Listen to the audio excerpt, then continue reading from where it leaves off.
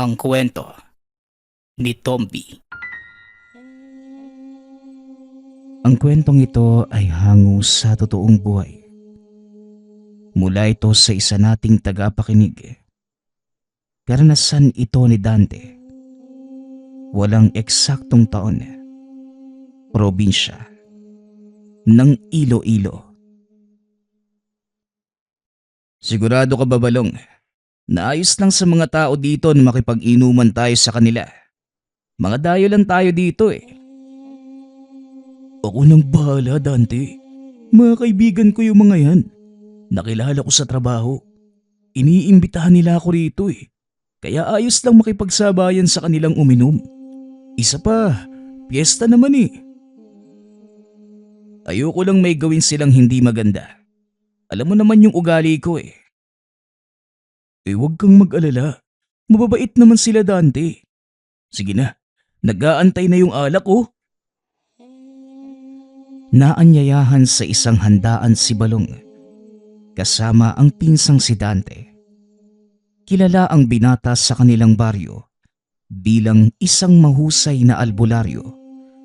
Kinakatakutan sa kanilang bayan dahil bukod sa pagiging manggagamot, sinasabing may kaalaman din ito sa pambabarang. Nang mga panahong yun, walang kaalam-alam ang mga kaibigan ni Balong tungkol kay Dante. Pagdating sa tahanan ng kaibigan, ipinakilala nito ang pinsan. Nagsimula na ang inuman, kaya medyo may tama na ang ilan sa kanila. Nakisama na lamang si Dante. Sinasakyan ang mga biro ng kasamang lasing. Napansin ni Dante ang isa sa mga kainuman na palaging nakatitig sa kanya. Dahil wala naman itong ginagawang masama, hindi na lamang gaanong pinansin. Habang lumalalim ang gabi, unti-unting nag-iiba ang timpla ng lalaki.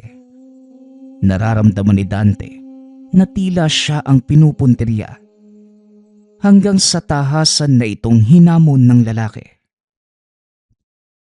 O ikaw, totoo ba itong sinasabi ng pinsan mo na magaling ka raw na manggagamot? Apo kasi ako ni Ka Armando mula sa kabilang ibayo. Kung talagang manggagamot ka, kilala mo siya no? Napatingin si Dante sa pinsan. Nagkibit balikat lamang ito. Oo naman, kilala ko ang Lolo Armando mo. At totoo din na isa akong manggagamot. Nahinto sa pag-uusap ang lahat nang madinig ang sinabi ng binata. Dante ang pangalan mo, hindi ba? Ako naman si Jomar. Tandaan mo ang pangalan ko dahil sa susunod nating pagkikita, hindi na ganitong pag-uusap ang mangyayari.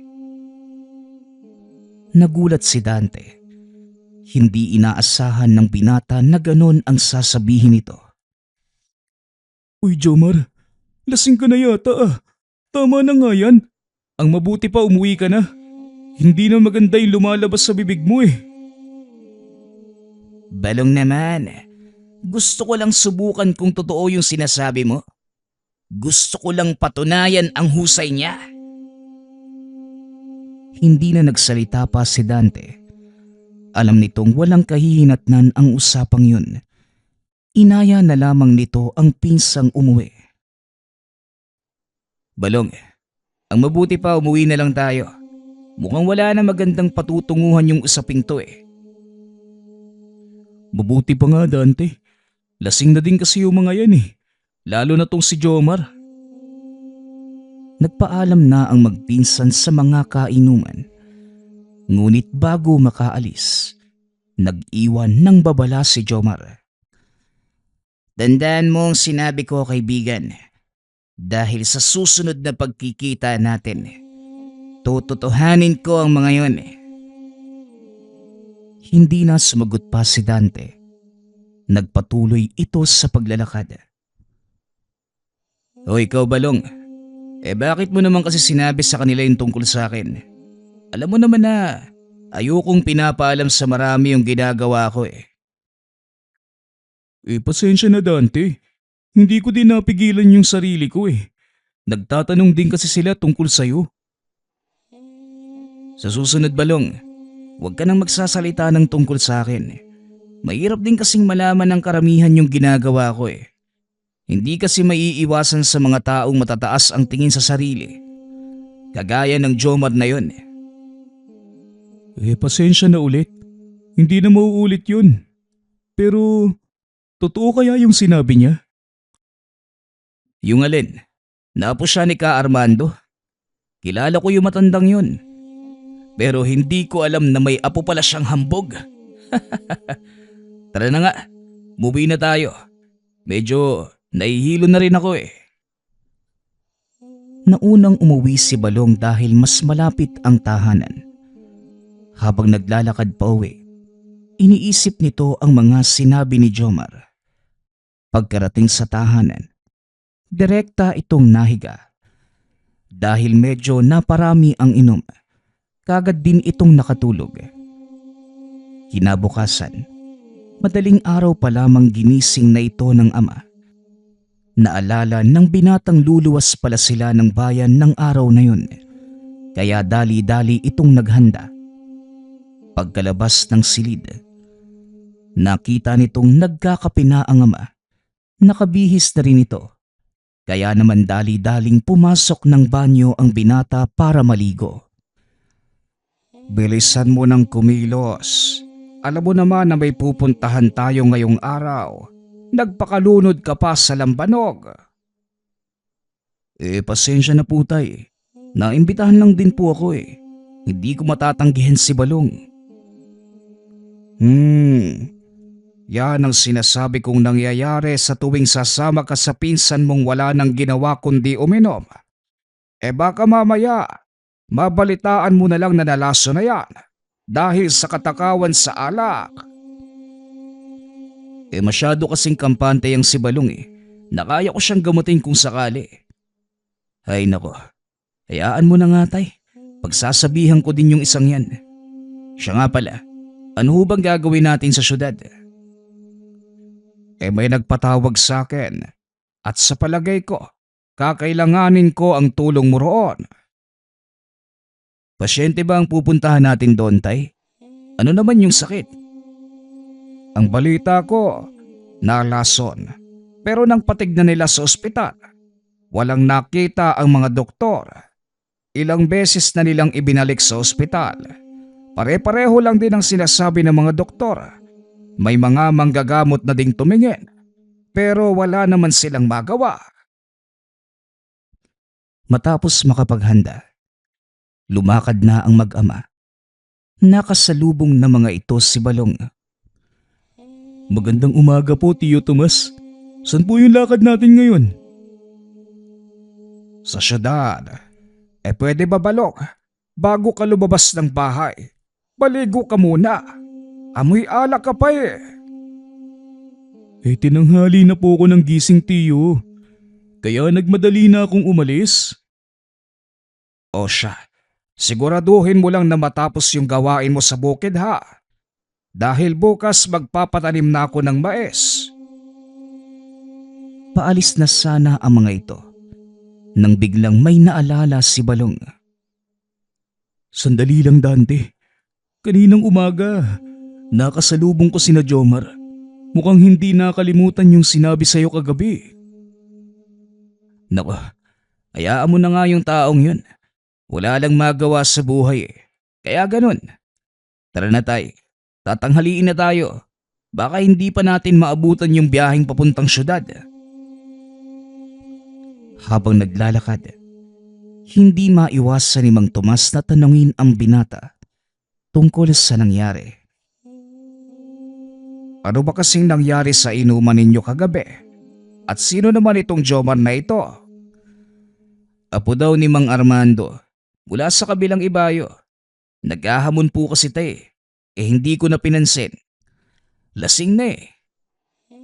Ano ka mo? Apo ni Mang Armando? Ano naman yung ginawa niya? Wala naman tay. Sinabihan niya lang ho ako na mag-iingat. Dahil sa susunod na pagkikita namin, hindi na ganong pag-uusap ang mangyayari. Mabuti naman at hindi mo pinatulan. Alam mo bang kilala si Mang Armando bilang mahusay na manlalason? Pero kahit ganon, magaling din naman siyang manggagamot. Nadinig ko na po yan mula kay Balong. Kaya nga hindi ko na pinatulan dahil alam kong wala namang kahihinat ng mabuti yung gusto niyang mangyari. Maya-maya pa, narating na ng mga ito ang terminal ng bus. Saktong papuno na ang sasakyan nila. Kaya nang makaakyat sila, kagad na din itong umalis. Habang nasa biyahe, natulog si Dante. Nakaramdam ito ng sakit ng ulo dahil na din sa epekto ng ininom kagabi. Hindi na ito ginising pa ni Mang Tomas hanggang sa makarating sila sa syudad. Dante, nandito na tayo. Gumising ka na. Dali-daling tumayo si Dante at naglakad pababa ng bus. Alam niyo na po ba yung papunta sa bahay ng pasyente, Tay? Mula rito, susunduin nila tayo. Habang wala pa sila bumili ka na ng kakailanganin mo. Medyo malayo ang lugar na pupuntahan natin sa mismong bayan at magtatagal tayo roon. Hindi ko alam ang totoong sakit ng pasyente natin. Tugon ni Mang Tomas. Ilang minuto ang nakalipas. Dumating ang isang lalaki. Kayo ho ba si Mang Tomas? Ako nga po pala si Ingo, ang susundo sa inyo. Ako nga. Mabuti naman at nakababa ka ng ligtas. Nagtataka si Dante kung bakit nasabi yon ng ama. Tay, bakit naman ho hindi siya makakababa ng ligtas? Mamaya ko na ipapaliwanag. Tara na, Ingo. 30 minuto ang biyahe sakay ng habal-habal ang tatlo. Pagkarating sa tahanan, lalong naghinala si Dante dahil kagad silang pinapasok. Tay, ano ho bang meron? Bakit parang kakaiba yung kilos ng mga tao rito? Maging ako, hindi rin alam ang totoong nangyayari. Pero isang bagay ang nilinaw sa akin ng asawa ng pasyente. May kaaway ang kanilang pamilya at inuunti-unti silang patayin ng mga ito. Kaaway? Ano naman po yung kinalaman natin doon? Isang mambabarang ang unti-unting lumalason sa kanila. 2 na sa mga kaanak ang nawala. Ngayon, ang padre de pamilya naman nila ang tinamaan ng kung anong sumpa. At yon ang kailangan nating pigilan. Mambabarang ang kalaban natin, Tay. Sigurado ka bang kaya natin to? Tiwala ko sa kakayanan mo, anak. At sana, magtiwala ka din. Dinala mo ba ang pinapadala kong gamit? Oo, Tay. Lahat ng gamit na dapat dalhin, dinala ko. May hinala na akong mangyayari to Mahusay. Dito ka muna at kakausapin ko lang ang pasyente. Titignan ko na din ang kalagayan niya. Hanggang sa pumasok na ng silid si Mang Tomas kung saan nakahiga ang pasyente. Nanatili naman sa sala ang binata habang hinihintay na lumabas ang ama. Ilang sandali lang, pumasok ng bahay si Ingo.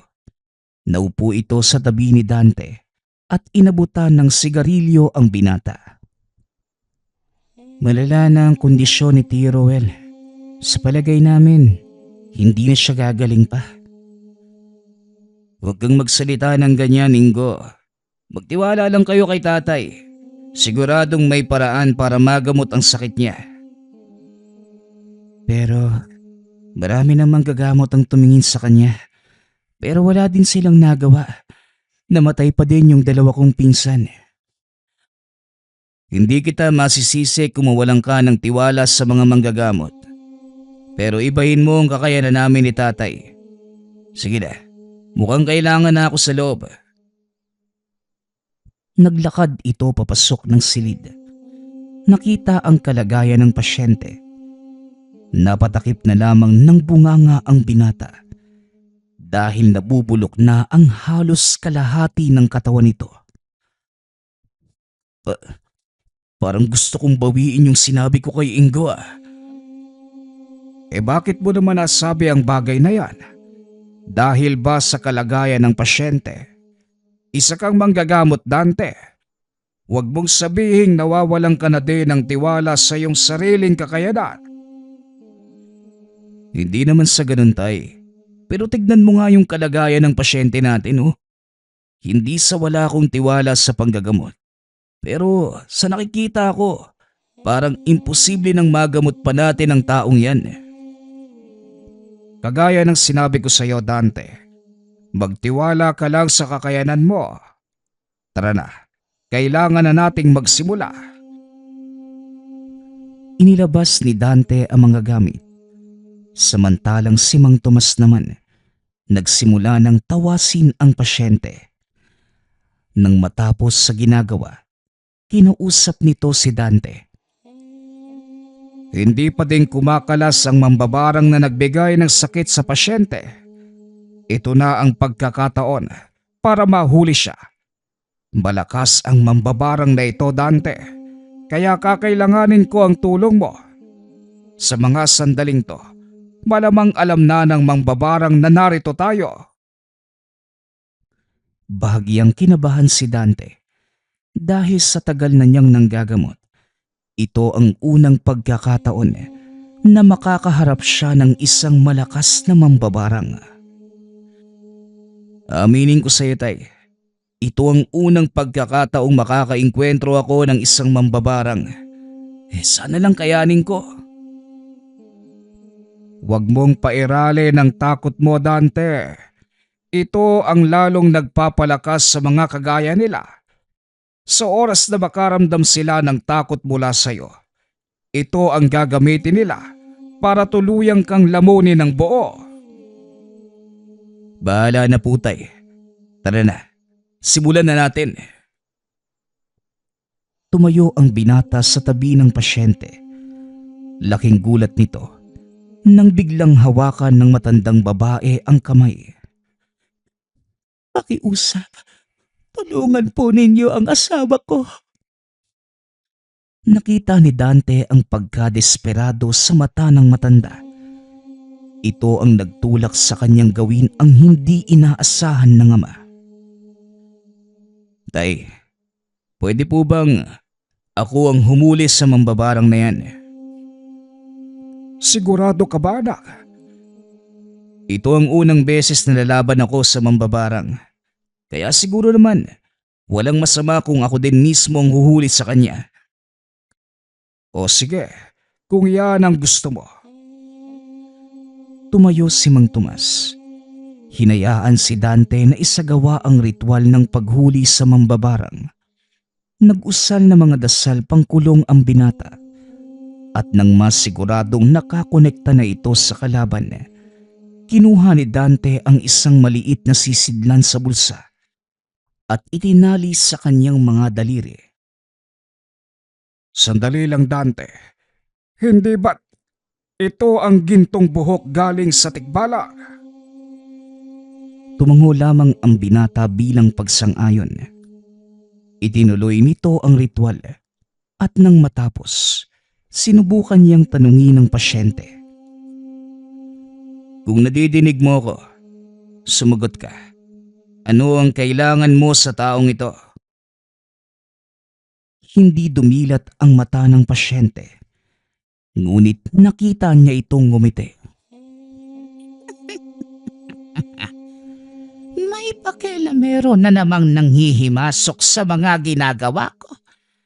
Gusto mo din bang mamatay kagaya ng mga nauna? Sa pagkakataong yun, alam na ni Dante na ang kausap niya ngayon ay ang mismong mambabarang. Magkahalong emosyon ang nararamdaman ng binata. Hindi nito alam kung saan magsisimula. Napalingon si Dante kay Mang Tomas. Huwag mo kong tignan ng ganyan. Ituon mo lang ang pansin mo sa pasyente mo.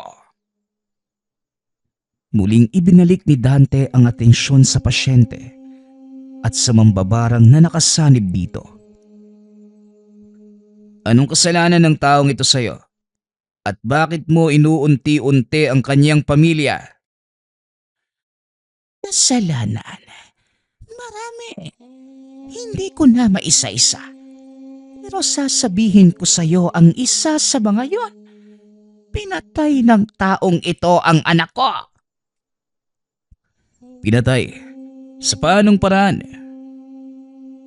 Habang kausap ng binata ang sanib, tinanong naman ni Mang Tomas ang kaanak ng pasyente tungkol sa sinasabi nito. Ayon sa asawa, wala silang alam tungkol sa totoong dahilan kung bakit pinaparusahan sila ng mambabarang. Paano mong nasabi na ang taong ito nga ang pumatay sa anak mo? May mga nakakita. Walang away ang sinagasaan ng traktora ang anak ko habang namumulot na mga tuyong kahoy sa daan. Nanlaki ang mga mata ng asawa ng pasyente. Bigla nitong naalala ang balita tungkol sa isang binatang may diferensya sa pag-iisip na nasagasaan sa daang pababa ng bundok. Walang ibang nakakaalam kung sino ang nakapatay. Kaya pala, madalas kong nakikita ang asawa kong tulala bago pa mangyari sa amin ang ganito. Ngayon malinaw na sa akin ang sinasabi ng mambabarang. Tomas, sabihin mo sa amin kung ano ang pwede naming gawin. Ang totoo, hindi ko rin alam ang gagawin. Nakasalalay kay Dante ang mga magaganap. Magtiwala lang tayo sa anak ko. Alam niya ang dapat gawin. Kahit alam nitong nag-aalangan si Dante sa mga kilos, malaki ang pananalig niya sa likas na kakayanan ng binata. Bata pa lamang si Dante, kinakitaan na ito ng kakaibang kakayanan sa panggagamot. Maging si Mang Tomas, hindi alam ang totoong pinagmulan. Dahil ni minsan, hindi naman niya tinuruan ang binata. Nakita na lamang niya itong ginagamot ang kanilang kalabaw na nakagat ng makamandag na gagamba.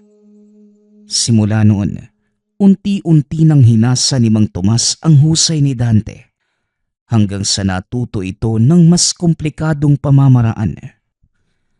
Sa kalagitnaan ng pag-uusap, biglang napasigaw ang pasyente. Laking gulat na mga ito nang makitang pinaparusahan na ni Dante ang nakasanib. Nagtaka ang matanda kung paanong napasok ng anak ang malakas na depensa ng mambabarang. Bago pa man niya ipasa ang panggagamot kay Dante, sinubukan na nitong pasukin ang depensa nito. Ngunit napakalakas na kahit siyang batikang manggagamot, nahirapang makapasok. Anong ginagawa ng tikbalang sa dome ko? At paano kang nakapasok? Tanong ng nakasanib. Saka pa lamang napagtanto ni Mang Tomas kung paanong napasok ng binata ang depensa ng mambabarang. Ngayon alam ko na kung saan ang gagaling ang lakas mo, Dante.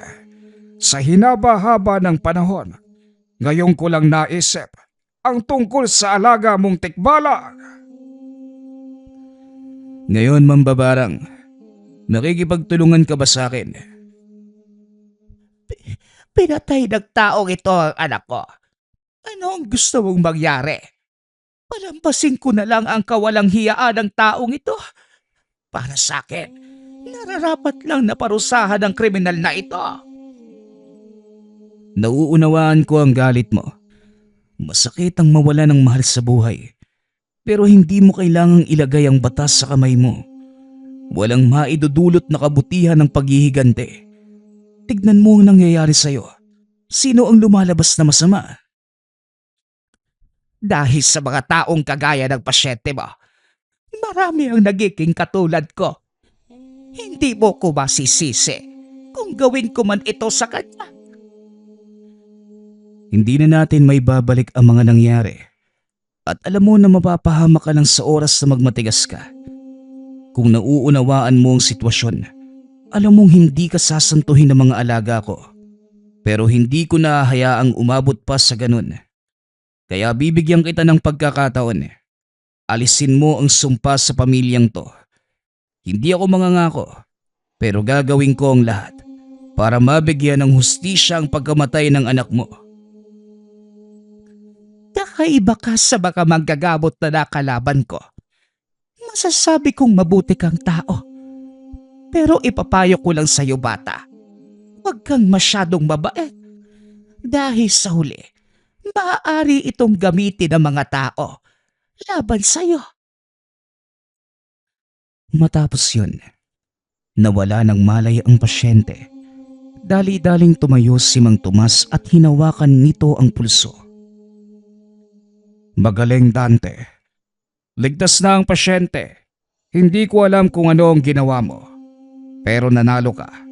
Wala na ang sumpa sa katawan ng taong ito. Pinulsuhan din ng matanda ang mga kaanak nito.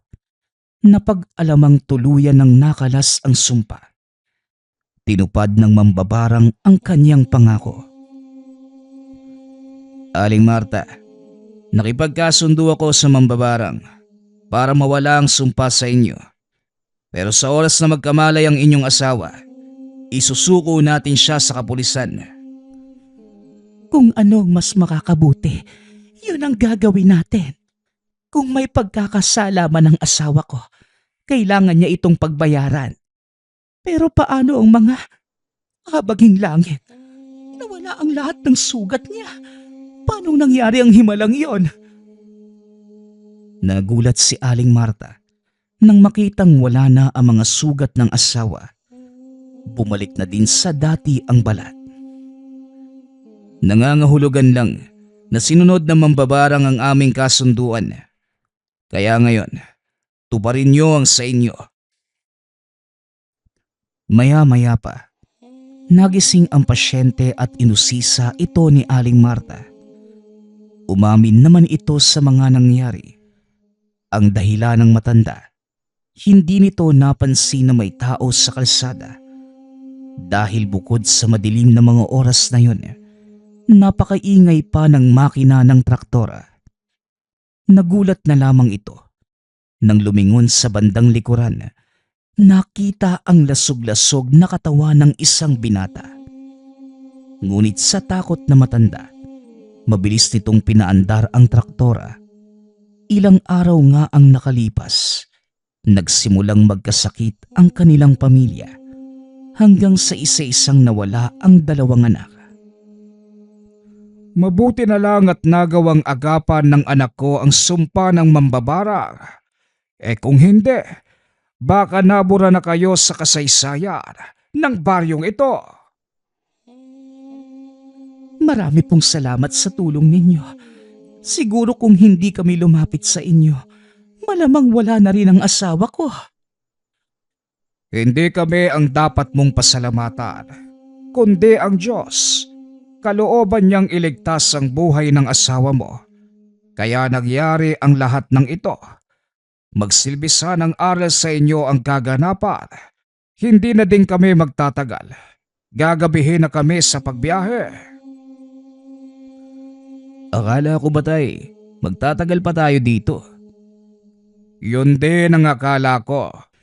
Pero nagawa mong tapusin ang gamutan sa loob lamang ng ilang oras.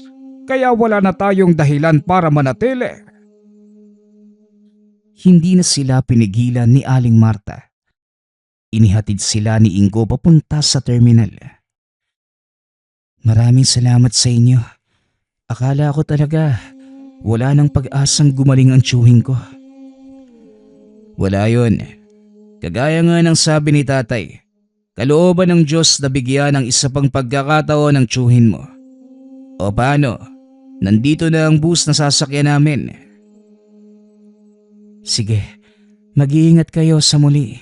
Maraming salamat. Akmang sasakay na sana si Dante ng bus. May humawak sa kanyang kamay. Nilingon ito ng binata nakita ang isang matandang babae. Magandang gabi ho. Ano pong may tutulong ko sa inyo? Wala naman. Magpapasalamat lang ako. Dahil sa iyo mabibigyan ng katarungan ang kamatayan ng anak ko. Maraming salamat, iho. Tanggapin mo ang bagay na ito. Nawa ay makatulong sa mga susunod mong panggagamot.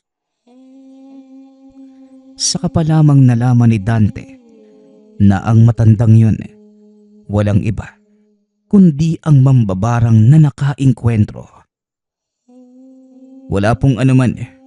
Ginawa ko lang po ang nararapat. Pasensya na din kayo kung kinakailangan kong gumamit ng das. Nauunawaan ko. O siya, hindi na kita aabalahin pa. Baka maiwan kayo ng bus. Ingatan mo ang talisman na yan. Lalo nitong palalakasin ang mga alaga mong tikbala. Matapos ay umalis na rin ang matanda. Habang nakaupo sa bus ang binata, hawak-hawak nito ang ibinigay ng matanda. Hindi niya ito inilabas hanggang sa makarating sa tahanan. Ano ba yung hawak mo, anak? Kanina ko pang napapansin yan sa bus eh. Ibinigay ho ng matanda eh. Maniwala kayo sa hindi. Siya din po yung mambabarang na nakainkwentro ko. Nanlaki ang mga mata ni Mang Tomas sa isinagot ng binata. Nagkita kayo. Bakit hindi ko man lang naramdaman ng presensya? Ay nako, kung ano man yung hawak mo, bukas na natin pag-usapan. Napagod ako sa biyahe. Pumasok na ito sa silid. Nagpahinga. Naiwang nakahiga sa sala si Dante habang pinagmamasdan ang talismang ibinigay ng matanda. Gawa ito sa kahoy na may nakaukit na muka ng isang nilalang sa magkabilaan. Habang tinitignan ni Dante ang bagay na yun, hindi na malayan na unti-unti na palang nakakatulog. Nagising ang binata sa ingay ng kahol ng mga aso. Pagdilat nito, napagtanto ni Dante na umaga na pala. Kaya bumangon ang binata at pumunta ng kusina. Habang nagmumumog, nadinig nito ang usapan ni Mang Tomas at ng ama ni Balong na si Mang Abel. Mukhang nalason yata si Balong Tomas. Hindi na kumakain ang pamangkin mo. 2 araw simula nang magpunta sila sa inuman ni Dante. Nasa na nga pala yung batang yun? Abae, malamang natutulog pa. Pero teka, anong kinalaman ni Dante sa nangyari kay Balong? Malamang silang dalawa ang magkasama, Manong. Kaya natural lang na siya ang tanungin ko. Sandali lang, tatawagin ko muna. Akmang aakyat na ng bahay si Mang Tomas nang makasalubong nito ang binata. Hindi na po kailangan, tay. Maganda umaga, Tio Abel. Ano po ba yung nangyari kay Balong? Namimilipit sa sakit ng tiyan. Panay ang pagsuka. Hindi na din nakakakain 3 araw na ngayon. Nadinig ko po ang sinabi niyo. Nangyari sa kanya yon 2 araw matapos kami makipag-inuman sa mga kaibigan niya sa kabilang baryo. Parang alam ko na kung sino ang may gawa nito. Sandali lang po ha. Magkakape lang po muna ako. Pumasok ito ng tahanan upang magtimpla ng kape. Pinatuloy naman ni Mang Tomas si Mang Abel upang makapag-usap ng maayos. Pagkabalik ni Dante, may dala na itong 3 tasa ng kape. Naupo ito sa harapan ng tiyuhin. Ipinaliwanag ang nangyari. Nabanggit nga sa akin ni Balong na kinukursunada ka ni Jomar na apo ni Mang Armando. Yon ang kwento ni Balong. Totoo ba yun, Dante? Oo nga po eh. Hinamon ako nun. Pero hindi ko na binigyan ng pansin. Lasing na siya ng mga oras na yun, Tiyo eh. Umiwas na lang kami ni Balong. Pero hindi ko alam na ganun pala kalalim yung galit niya. Sa palagay ko, hindi galit ang dahilan, kundi pagpapakitang gilas. Gustong-gusto niyang subukan ang kakayanan mo bilang manggagamot. At dahil hindi ka kayang abutin, si Balong ang ginawa niyang daan. Alam niyang hindi mo matitiis ang pinsan mo. Kung talagang determinado siya, pues pagbibigyan ko ang taong yun. Sana lang hindi niya pagsisihan yung naging pasya niyang kalabanin ako. Malakas na manggagamot ang lolo niyang si Ka Armando. Kaya mag-iingat ka, Dante, ha? Dahil hindi tatanga ang matandang yon sa oras na maagrabyado ang apo niya. Alam ko po, tay. Nasabi na din sa akin ni Balong ang tungkol dyan eh. Pero kilala niyo ako. Wala akong ginagawang masama sa kanila. Lalo na si Balong. Ramdam ni Mang Tomas ang galit sa boses ng anak. Alam din ng matanda na wala siyang magagawa sa oras na nasa ganitong antas ang emosyon ng anak. Gawin mo ang nararapat. Ngunit mag-iingat ka, Dante. Hindi basta-basta ang kakaharapin mo kung sakali. Matapos ang pag-uusap na yun, pinuntahan ng binata ang pinsan. Nakita nito ang kalagayan ni Balong. Namumutla na ito. Halos hindi na maikilos ang katawan. Nakita niya din itong nagsusuka. Anong ginawa nila sa'yo, Balong? Sabihin mo sa akin. Napuruhan yata ako ng laso ni Jomar, Dante. Ayoko pang mamatay. Pakiusap. Tulungan mo ko. Kaya nga ako nandito Dahil gusto kong turuan ng leksyon ng Jomar na yon. Nagkamali siya ng binangga. Ginamot ng binata ang pinsan at nang masigurong ligtas na ito, hinanap niya si Jomar sa bayan. Madalas ito sa mga tindahan ng alak, umiinom at malamang naghahanap ng mabibiktima. Natagpuan ni Dante ang hinahanap sa isang maliit na tindahan ng tuba. Nakikipag-usap ito sa ilang kalalakihan. Nadinig pa ng binata ang usapan na lalo namang nagpadagdag sa galit nito. Wala naman palang sinabi yung Dante na yun Ewan ko ba kung bakit siya kinilalang pinakamagaling sa bayang to. Di hamak namang mas magaling sa kanya si Lolo Armando. Ano naman sa palagay mo ang mangyayari doon sa pinsan niyang nilason mo? Baldo, parang hindi mo naman ako kilala. Uunti-untiin ko ang katawan ng Balong na yon Hanggat may natitirang hininga sa kanya, hindi ko siya titigilan. Laking gulat nito nang biglang hampasin ni Dante ang mesa. Nagtalsikan ang mga baso. At nang makita ng mga kasamahan ni Jomar kung sino ang may gawa, isa-isang nagsitayuan ang mga ito at nagsipulasan. Mukhang iniwan ka na ng mga kasama mo Ano na nga ulit yung gagawin mo sa pinsan ko? Uy, mabuti naman at dumating ka na sa wakas. Alam mo bang... Hindi na pinatapos ni Dante ang sasabihin ni Jomar. Bigla itong sinuntok ng binata. Kung sa akin ka may galit, huwag ka nang mandamay ng mga walang malay. Nandito na ako sa harapan mo. Ngayon, ano na nga ulit ang gagawin mo? Nang mga sandaling yun, wala nang katao-tao sa lugar. Nagsipag-alisa na ang mga ito dahil sa takot kay Dante. Alam nila ang ugali ng binata.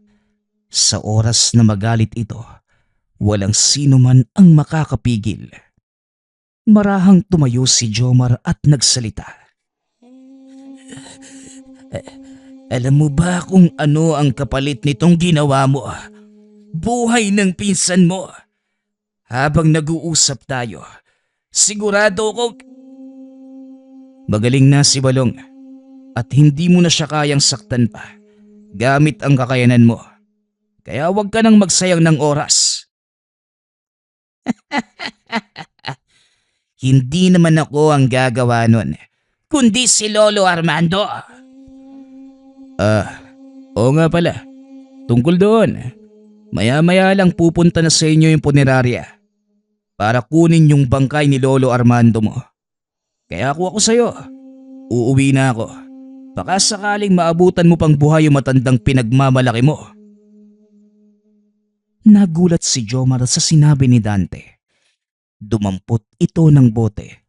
Binato ang binata. Sabay takbo palabas ng tubaan. Hindi pa tayo tapos. Babalikan kita. At sa oras na may mangyaring masama sa Lolo Armando ko, uubusin ko ang lahi mo. Sige lang, aantayin kita. Matapos ang pangyayari, mabilis itong bumalik sa tahanan nila Balong. Gising na ang pinsan, kaya naman nagawa nitong ikwento ang buong pangyayari. Talaga namang napakayabang ng Jomar na yon, Dante. Pero nung ginawa mo, paano mong nakalas yung sumpa sa akin? Nakalimutan mo na yata na may makapangyarihan akong alaga, Balong. Sila ang kumilos para sa akin. At ngayon, sigurado kong pinaglalamayan na si Tandang Armando. Mabuti naman kung ganun. Konsentidor din kasi yung matandang yun eh. Pwes, nagkamali sila ng binangga. Nananahimik tayo eh. Wala silang karapatang guluhin yon. At para makumpirma ang nangyari sa matanda, pumunta mismo doon si Mang Abel. Nakita nitong inilalabas ng tahanan ang wala ng buhay na katawan ni Mang Armando upang dalhin sa punerarya. Matapos ay kagad na itong bumalik sa tahanan. Totoo nga ang sinabi mo, Dante. Wala na nga si Mang Armando. Huwag tayong pakakasiguro, Manong. Dahil malakas din na matandang yun. At siguradong iiwanan niya kay Jomar ang kakayanan o sapilitan niya itong kukunin. Hindi ba? Delikado yun. Sa oras na sapilitan mong kunin ng kakayanan ng isang mamamatay na manggagamot, maaaring mawala sa sarili ang taong kukuha nun. Tama po kayo, Tiyo. At yan ang dapat nating paghandaan. Maaaring maya-maya lang. Sumugod na dito ang Jomar na yun. Sabihan po ninyo si tatay. Alam na niya ang gagawin. Ako nang bahala rito. Dali-dali nang lumakad si Mang Abel upang balaan si Mang Tomas. Ngunit nang pabalik na ito ng tahanan, hindi nito inaasahang makakasalubong sa daan si Jomar. Galit na galit. Walang pagdadalawang isip na sinugod ang matanda. Naiwang nakahandusay sa lupa si Mang Abel at nagpatuloy naman sa paglalakad si Jomar. Samantala, sa tahanan nila Balong, nagtataka si Dante dahil hindi pa nakakabalik ang tiyuhin. Bakit kaya hindi pa nakakabalik si Tiyo Abel? Naku, baka hindi pinayagan ni Tiyo Tomas. Alam mo naman yun, masyadong maalalahanin sa kapatid. Sana nga ganun lang, Balong. Pero masama talaga yung kutob ko eh. Maya-maya pa, may kumatok sa kanilang tahanan. Binuksan ito ni Dante. Laking gulat nang makitang akay-akay ng isang lalaki si Mang Abel. Bakit ako nakahandusay sa daan doon, tatay mo, Balong? Mukhang nasobrahan yata sa inom. Tumama ang ulo sa bato. Maraming salamat po, Manong. Sige po, kami na ang bahala kay tatay. Matapos maihiga, nagpaalam na din ang lalaki. Hindi aksidente ang nangyaring to, Balong. Nararamdaman ko ang presensya ni Jomar sa kanya. Talagang sinusubukan ng taong yon ang pasensya ko. Maya-maya pa, nadinig nitong may sumisigaw sa labas ng bahay. Teka, mukhang boses ni Jomar yung nadidinig ko ah. Dante, nandito na siya. Magaling. Ngayon ipaparanas ko sa kanya kung gaano kalupit ang parusa na dulot ng gintong buhok ng tikbalang. Dumito ka lang, Balong. Huwag kayo lalabas. Wika ni Dante. Sabay labas ng tahanan. Nakita nitong nakatayo si Jomar sa bakuran habang may hawak na itak. Lumabas ka dyan, Dante. Ngayon, tignan natin ang bangis mo. Wika ni Jomar. Naglakad si Dante papunta sa kinaroroonan ng kalaban habang inilalabas ang sisidnan. Alam mo bang malaking pagkakamali ang pagpasok mo sa bakurang ito? Tanong ni Dante habang kinukuha ang laman ng sisidlan. Itinali ang gintong buhok sa kanyang mga daliri. Ano namang ginagawa mo? Hindi ko alam ang gusto mong palabasin. Mamaya malalaman mo. Pero habang hindi pa tayo umaabot sa ganong sitwasyon, bibigyan kita ng pagkakataong umalis sa lugar na ito. Ang lakas ng loob mong sabihin sa akin yan. Napaghahalataang hindi mo alam ang layo ng antas ng kakayanan natin ngayon. Alam ko, sa pilitan mong kinuha ang bertud ni Tandang Armando para lang makapaghigante sa kaganapang ikaw mismo ang may pasimuno. Ako ang may pasimuno. Pinatay mo ang lolo ko. Sino sa palagay mo ang may kasalanan? Ibabalik ko sa iyo ang katanungan.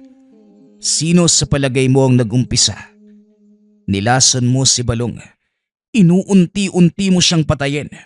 Sa palagay mo, hindi ako gagawa ng paraan para iligtas ang pinsan ko. Nagkataong kinonsente ni Tandang Armando ang kabuktutan ng ugali mo. Kaya pati siya nadamay. Hindi ko na uulitin pa, Jomar. Umalis ka na. Kung ayaw mong matulad sa lolo mo. Matapos magsalita si Dante, sinugod ito ni Jomar gamit ang hawak na itak. Nakita nito kung paanong bumaon ang talim sa katawan ng katunggali. Ngunit laking gulat nito nang biglang may nagsalita mula sa likuran. Oy Jomar, sino bang tinataga mo? Nilingon ito ni Jomar. Inundaya ng taga ang binata. Walang hiya ka. Lumaban ka ng patas. Patas naman ako kung lumaban. Nagkataon lang na nasa teritoryo kita. Kaya nasasakop ka ng aking kakayanan. Hindi lang ako basta manggagamot. May kaalaman din ako sa pagmamanipula ng isipan ng tao. At ngayon, nasa ilalim ka ng kapangyarihan ko, Jomar.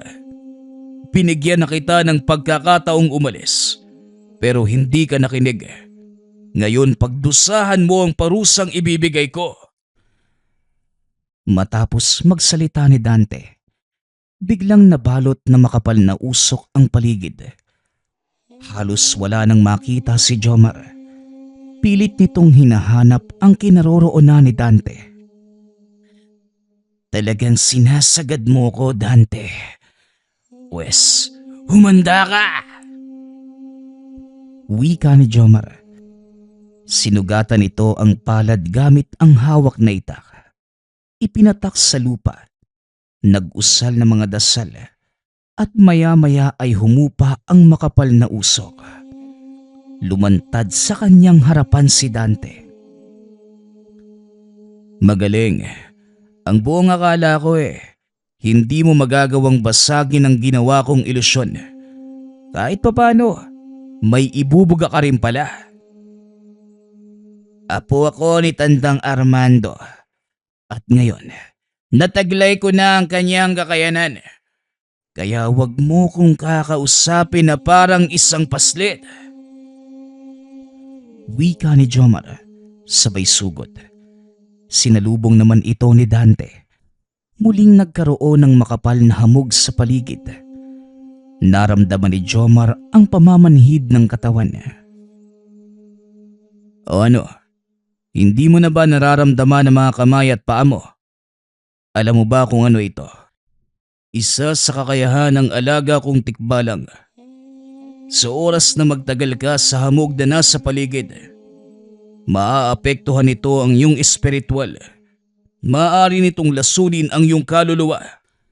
Ilang segundo pa, mararamdaman mo ng unti-unting nangihina ang iyong katawan at parang lilisanin ka ng sarili mong kamalayan. Huwag ka nang manlaban pa dahil wala ka nang magagawa. Iwinasiwas ni Jomar ang itak sa iba't ibang direksyon para hindi lang mawala sa wisyo. Kusang tumatakas ang kanyang kaluluwa sa katawan. Unti-unting bumagsak ang binata hanggang sa nabitawan na ang itak. Humupa ang makapal na hamog hanggang sa magliwanag ang kapaligiran dahil sa sinag ng buwan. Habang nakatihaya, napagtanto ni Jomar na wala siyang kalaban-laban kay Dante.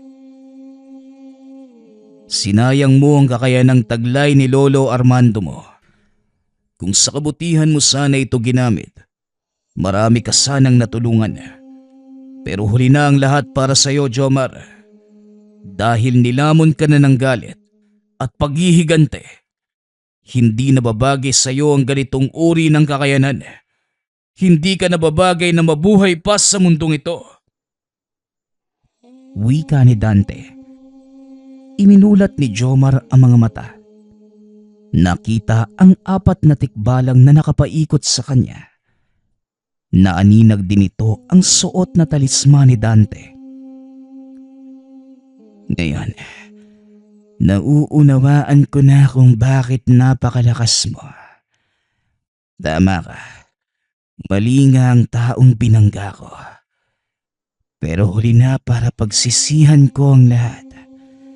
Hindi ko matatanggap ang kabiguang ito. Kaya ako na mismo ang kikiti sa sarili kong buhay.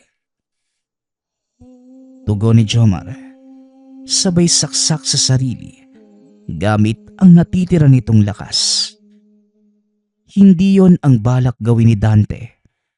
Ngunit huli na, kusa na nitong kinitil ang sariling buhay.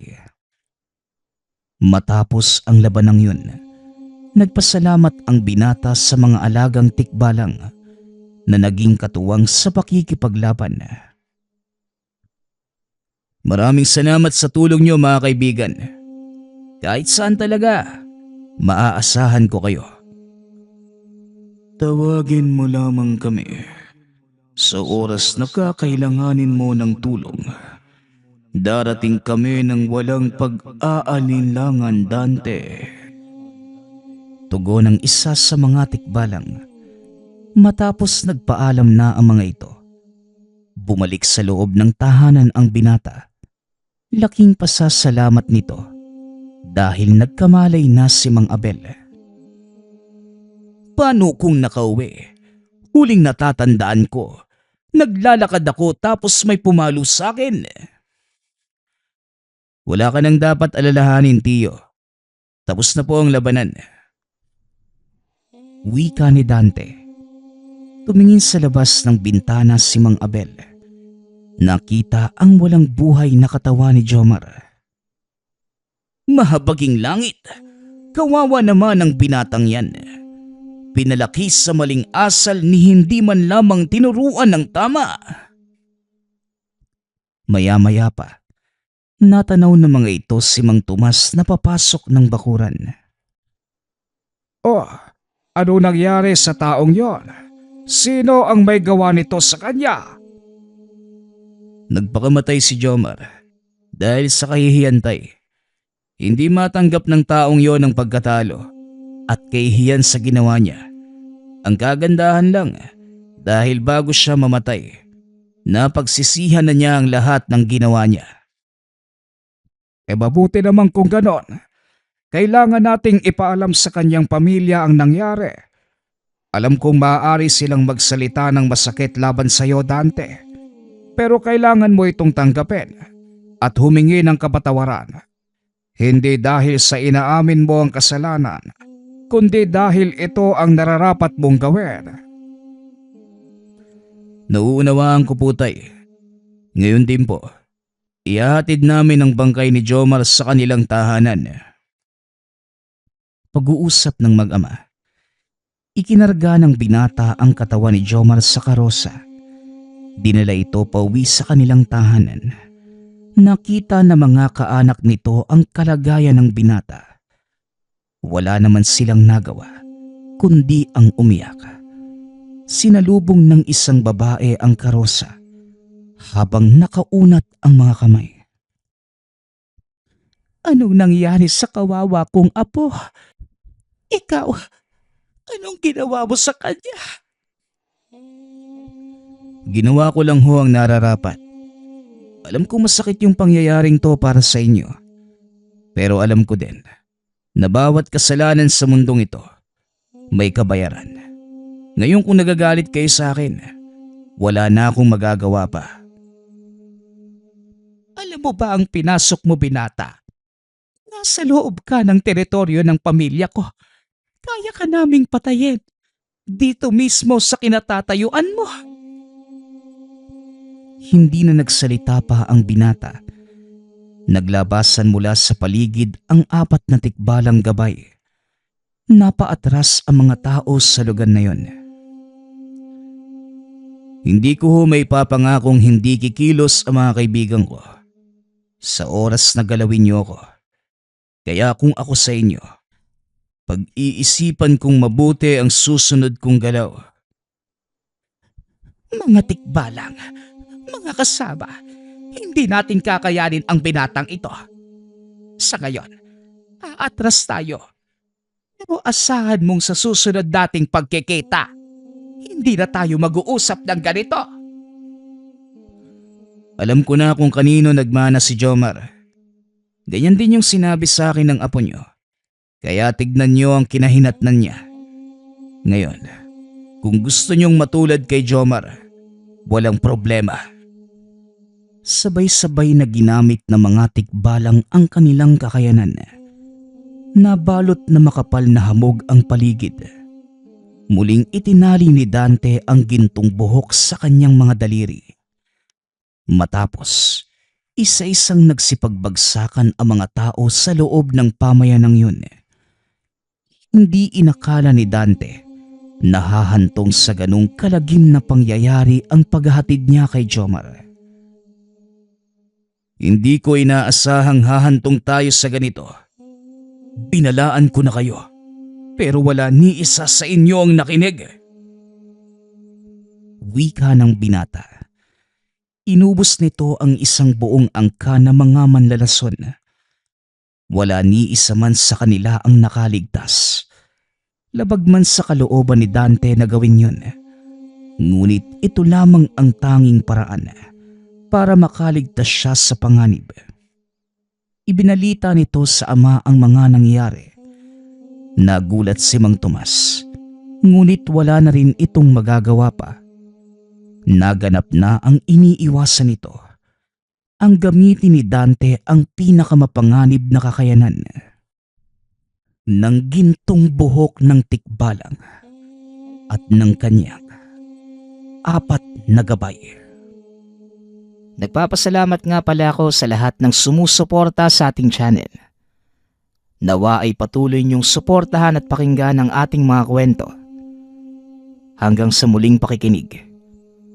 Paalam.